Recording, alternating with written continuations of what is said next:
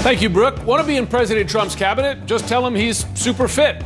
The lead starts right now. President Trump said, "I alone can fix it." Soon he may have no choice. The president now being told he can run the West Wing all by himself as he taps his personal doctor to care for every single American veteran.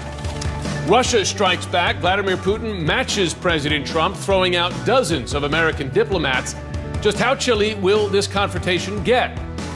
Plus, breaking news in the Stormy Daniels scandal, a judge, for now at least, denying the motion to get the president under oath, as Michael Cohen's attorney makes a claim that could change everything. I'll ask him if he stands by it live. Welcome to The Lead. I'm Jim Sciutto, in for Jake Tapper. We begin with the politics lead. Turmoil and turnover at the White House. Now some advisors are telling the president it might be better not to have staff to lose in the first place. On the day, Communications Director Hope Hicks officially leaves the White House. CNN has learned President Trump is being told he doesn't need a replacement for that role, nor a chief of staff, an idea the president apparently has not rejected, according to a source.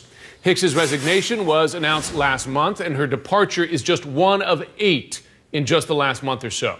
The most recent, Veteran Affairs Secretary David Shulkin, with the president's White House doctor named as his replacement. And we heard this afternoon from the president for the first time in days as he just wrapped up a speech on infrastructure in Ohio. I was always very good at building. It was always my best thing. I think better than being president, I was maybe good at building.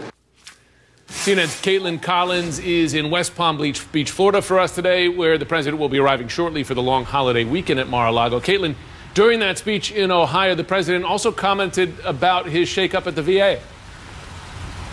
He did, Jim. It was the first time that we've heard from the president on the ousting of David Shulkin since he announced he was replacing him yesterday on Twitter. And the president said he made a change at Veterans Affairs because he wants to speed up the way that veterans are taken care of. And fixing the VA was certainly a campaign promise that the president ran on. But his next choice to run the VA is certainly raising a few eyebrows. I'm thrilled to be back in Ohio. President Trump stepping into public view today for the first time this week. We're going to have real choice. That's why I made some changes, because I wasn't happy with the speed with which our veterans were taken care of.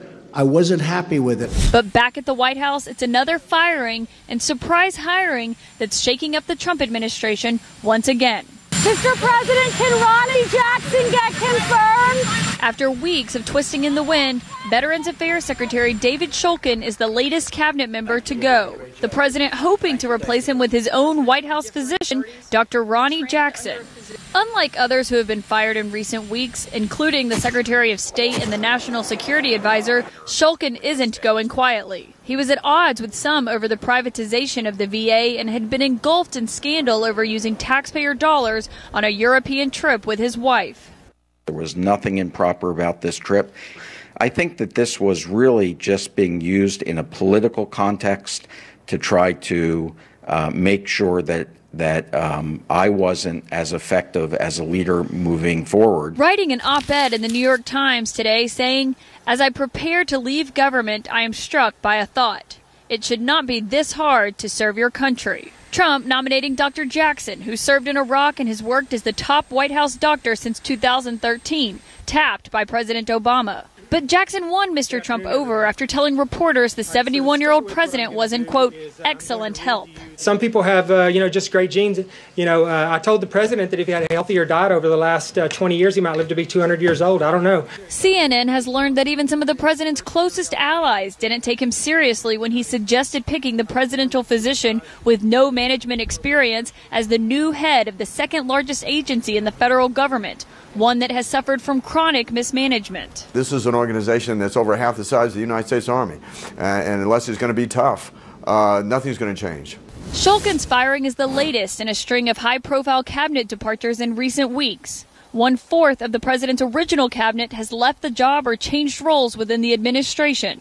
Another high-profile departure, Hope Hicks, one of the president's top aides and closest confidants, is officially leaving the West Wing after announcing she was throwing in the towel last month. The president bidding her goodbye today as questions swirl about how he'll handle her departure. Now, Jim, White House staffers are actually worried about what a post-Hicks era is going to look like in the West Wing. And my sources inside the White House have told me that over these last few weeks, Hope hasn't been there as much. And at times, the president has yelled out her name from the Oval Office, trying to summon her in there, only to find that she's not there. Now, the president is going to spend this weekend away from the West Wing and away from most of his staff as he has a long Easter weekend down here in West Palm Beach, Florida. Jim. Caitlin Collins, thanks very much. My political panel here now to discuss this with me. So, a White House without a communications director or chief of staff, would that work? Well, so the last time this got tried was when Jimmy Carter first took office. I actually interviewed Jimmy Carter this week and asked him if he thought the system would work, and he said no. He decided he moved to a more traditional system with a more powerful chief of staff, because there is a lot to do when you're president, and you need somebody who's like coordinating it all for you. I mean, is it possible, though, that in a Trump administration where he clearly makes the decisions himself, sometimes without consulting his senior-most staff, that maybe if it's not entirely workable, maybe it's just a reality? Yeah, I was going to say, I think that his staff really should make the case to him. You must have these positions filled. But the campaign is starting very